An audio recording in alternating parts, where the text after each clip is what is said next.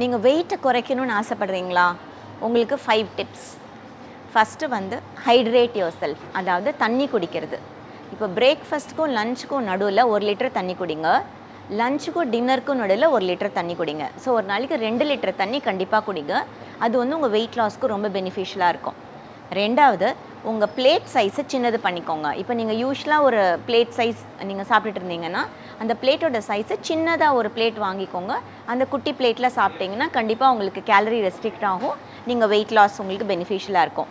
மூணாவது, உங்களோட every மீலில் fibre இருக்கிற மாதிரி பார்த்துக்கோங்க. ஃபைபர் வந்து எல்லா காய்கறிகள், கீரை, எல்லா ஹோல் கிரெயின்ஸ் எல்லாத்துலேயுமே ஃபைபர் இருக்கும். ஃப்ரூட்ஸ் எல்லாமே நீங்கள் ஃபைபர் நிறைய ரிச் டயட் நீங்கள் எடுத்துக்கோங்க. உதாரணத்துக்கு வந்து வாழைத்தண்டு, கீரை, வாழைப்பூ, இந்த மாதிரி ஃபைபர் ரிச் ஃபுட்ஸ் எல்லாமே லன்ச்சில் நீங்கள் ஆட் பண்ணிக்கோங்க. அதுக்கப்புறம் உங்கள் பிரேக்ஃபாஸ்ட், நெக்ஸ்ட் பாயிண்ட் வந்து உங்கள் பிரேக்ஃபாஸ்ட் வந்து எப்போவுமே ப்ரோட்டீன் ரிச்சாக மெயின்டைன் பண்ணிக்கோங்க.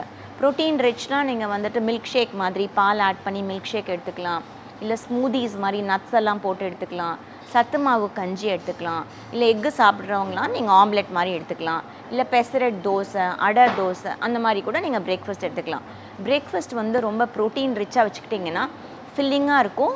உங்களுக்கு த்ரூ அவுட் த டே வந்து ஒரு கிரேவிங் இல்லாமல் நீங்கள் உங்களை பார்த்துக்கலாம். அதுக்கப்புறமா மோஸ்ட் இம்பார்ட்டண்ட் வந்து மைண்ட்ஃபுல் ஈட்டிங் அப்படின்னா சாப்பிடும்போது அதில் ஒரு கவனம் இருக்கணும். இப்போ நிறையவங்க வந்து சாப்பிடும்போது டிவி பார்த்துட்டு, ஃபோன் பார்த்துட்டு, யூடியூப் பார்த்துட்டு சாப்பிட்றோம்.